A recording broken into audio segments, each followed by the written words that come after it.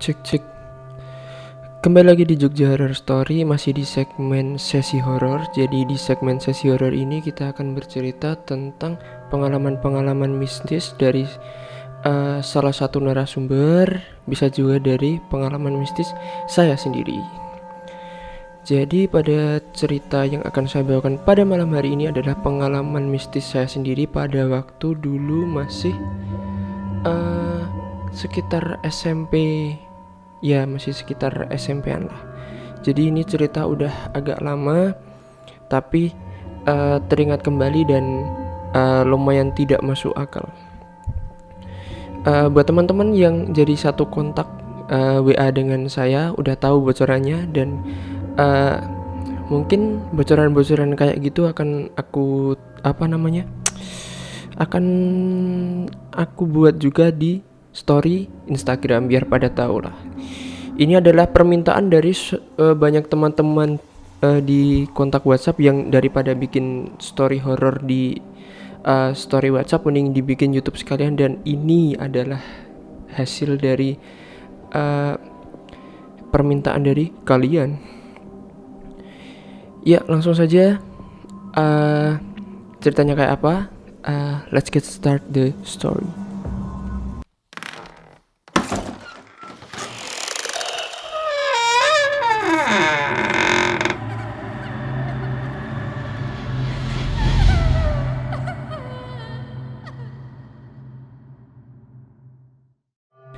Ya, jadi ceritanya itu berawal dari saat aku dulu masih sekitaran SMP. Itu aku mendapatkan satu HP dengan merek Cina, yaitu bukan Cina kalau nggak salah. Kalau nggak salah itu nggak tahu buatan mana, yang penting mereknya CROSS, yaitu mereknya seperti itu, dan kebetulan kembar sama HP-nya punya bapak. Jadi bapak itu dimintain tolong buat menjualkan salah satu tanah yang ada di daerah masih di sekitar Gunung Kidul. Jadi tidak bisa disebutkan namanya, soalnya tanah itu sekarang masih jadi ajang jual belian lah sampai sekarang.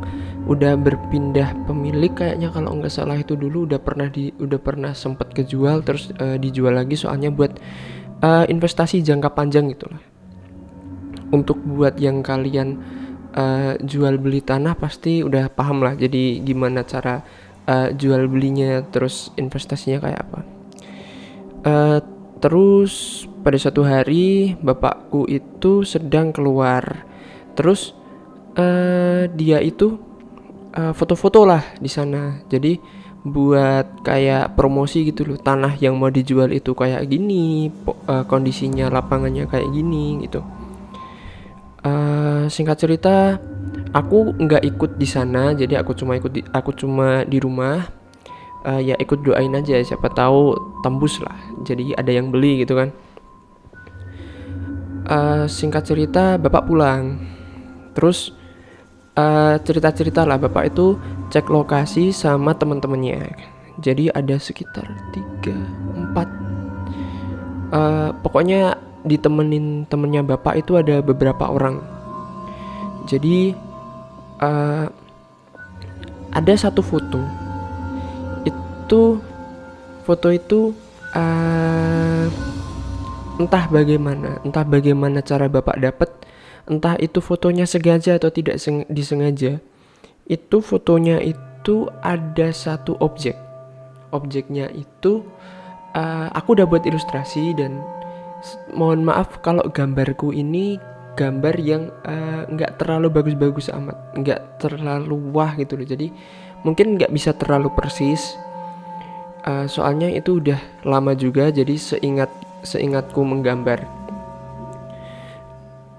Jadi bukan gambar persis, dan ilustrasi gambaran besarnya itu seperti yang udah aku gambarin ini nanti. Jadi dalam salah satu foto, dan aku nggak percaya itu editan, soalnya itu foto tepat di lokasi, dan pulang dari lihat lokasi itu tadi langsung dikirimin ke teman-teman bapak sama aku. Jadi fotonya itu pas siang menuju sore kalau nggak salah. Soalnya footage kiri kanannya itu masih cerah, nggak malam. Dan kalau malam pun HP dengan merek yang sudah saya sebutkan tadi itu nggak mampu untuk menangkap gambar yang low light. Dan untuk menangkap gambar yang gimana ya, nggak bisa terlalu jelas gitulah. Tapi itu gambaran umumnya itu terlihat sangat jelas. Dan itu yang menerima gambar itu ada efek sampingnya. Jadi aku yang gambar ini pun ada efek sampingnya. Jadi entah kenapa itu kayak rasa-rasa gimana gitu. Soalnya ada yang bilang kalau ngegambar hal-hal yang kayak gitu, kalau nggak minta izin dulu itu katanya bisa kena masalah. Dan percaya nggak percaya. Dan kemarin juga nggak cuma gambar sih, aku ngedit pun kadang di kontennya yang Om Fajar kemarin itu juga pernah aku ceritain kan, kalau ya ada sedikit, 2 dikit, 3 dikit ya gitulah. Jadi hawa-hawa yang gimana gitu. Sebenarnya ada beberapa ceritaku yang ada gambarnya, cuma takut kalau aku gambar lagi itu gimana gitu. Sebenarnya nggak takut sih, cuma nggak enak aja kalau gambar terus nanti tiba-tiba ada gimana gitu kan, sesuatu yang tidak diharapkan. Terus pada satu foto itu di tengah-tengahnya itu ada sesosok hitam dan berbulu. Jadi gimana ilustrasinya tuh kayak gini. Nah, jadi terlihat agak jelas itu ada bagian merah di kepala. Itu udah aku paling mata lah. Jadi apalagi bagian merah yang ada di kepala gitu. Itu di siang hari, dan itu ada bagian warna merah di sedikit di bagian mata sini. Jadi anatominya tuh kelihatan jelas. Secara garis besar anatominya tuh kelihatan jelas. Dan hitamnya tuh hitam pekat sebenarnya, hitam pekat. Terus posisinya tuh kayak monyet lagi jongkok. Tapi nggak kelihatan ekornya di mana, itu nggak kelihatan. Jadi kayak lagi jongkok gitu aja. Terus kondisinya tuh kayak, kalau gimana sih posisi monyet kalau lagi ambil makan gitu kan, kayak gini gitu kan. Terus agak bungkuk gini, terus jongkok di tengah katakanlah bukan lapangan, kayak padang rumput gitu. Di tengah-tengah ya deket kayak tebing yang agak terjal gitu. Nggak tebing langsung pinggir pantai, itu nggak, tapi ada deket batu yang agak besar gitu. Terus itu ada agak kayak lembah dikit. Nah, itu ada di bawah situ. Terus kiri kanannya itu ada ranting-ranting. Nah itu. Terus warnanya itu hitam pekat legam gitu loh. Keling, hitam pokoknya. Terus ada segaris di arah kepala bagian mata itu warnanya merah. Ya itu udah aku masukin logika, oh itu pasti matanya paling yang merah. Terus lucunya ada 4 device yang dikirimin foto ini. Jadi HP-ku 4 device itu termasuk HP-nya Bapak. Jadi 3 berarti yang dikirim. Ada 4 device yang berisi foto dari sosok yang entah apa namanya itu. Jadi ada HP-ku, HP-nya Bapak, temannya Bapak 2. Yang langsung kena efek itu HP-ku. Dikirimin Bapak, kan aku penasaran kan. Aku udah diliatin fotonya kayak gini di HP-nya Bapak gitu. Terus aku minta kan biar aku lihat lebih jelas. Habis dikirim, bisa aku buka dong, bisa. Terus tahu-tahu HP-ku itu restart sendiri. Mati gitu loh. Langsung mati pet, masuk ke logo. Nah, habis itu aku hidupin lagi. Kok nggak bisa? Dulu kan HP-nya itu tipenya 3-in-1, masih bisa dilepas baterainya. Jadi aku lepas baterainya, aku masukin lagi. Terus aku hidupin lagi, masih nggak bisa. Dulu kan HP-nya ada kartu memori. Jadi memori internal itu kan nggak bisa nangkep yang segimana gitu kan. Terus memorinya aku cabut, aku hidupin, baru mau hidup. Memorinya aku coba masukin lagi, itu nggak bisa. Malah HP ku langsung mati hang dan nggak bisa hidup, maupun memorinya dicabut atau enggak itu tetap nggak bisa hidup. Nah yang dua lagi temennya bapak itu HP-nya langsung sehari kemudian itu ngasih kabar HP-nya tuh rusak semua. Jadi HP-nya itu kayak memorinya tuh awalnya nggak bisa ngebaca memori. Terus HP-nya itu langsung mati gitu, kayak HP ku yang awal. Jadi langsung mati. Terus alhasil 3 orang ini ganti HP semua. Aku, temannya bapak 2. Terus ada lagi. Ini entah kebetulan atau memang apa gimana aku nggak tahu. Jadi HP bapak itu yang sebagai pemotret yang si sosok itu tadi, itu 2 hari kemudian menghilang.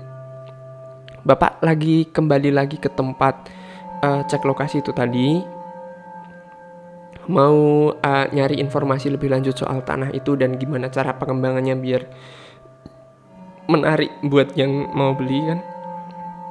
Tiba-tiba entah bagaimana ceritanya itu tiba-tiba hilang. Dan nggak tahu itu hilangnya itu hilang karena ketinggalan atau entahlah. Jadi nggak sampai berpikiran, awalnya tuh nggak sampai berpikiran sampai oh ini pasti gara-gara foto, nggak. Jadi tahu-tahu hilang aja udah. Dan ya udah akhirnya saya sama bapak ganti HP baru. Dan sampai sekarang file fotonya pun cuma berhenti di 4 device yang tadi. Jadi HP ku, HP-nya bapak, sama temennya bapak 2. Dan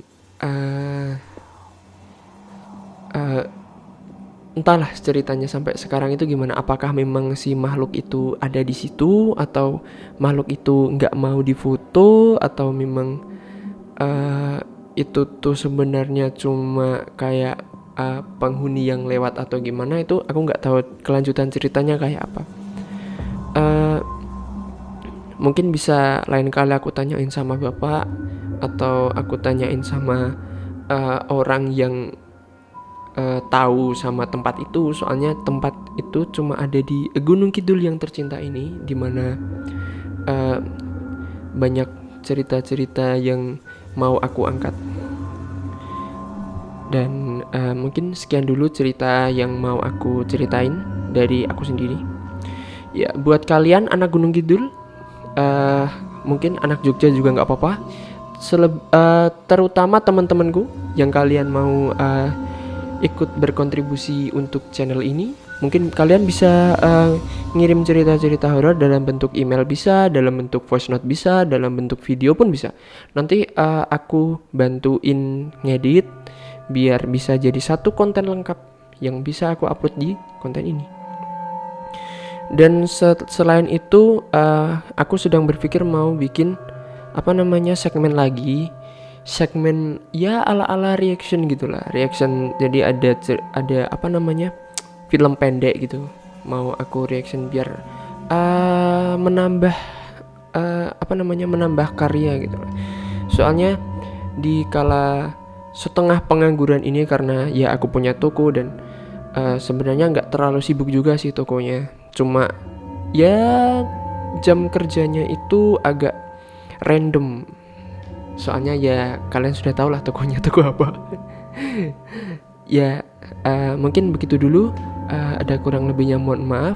Seperti closing yang sudah. Hati-hati dengan sekitar kalian, karena mungkin mereka sedang memperhatikan kalian. See you in the next terror.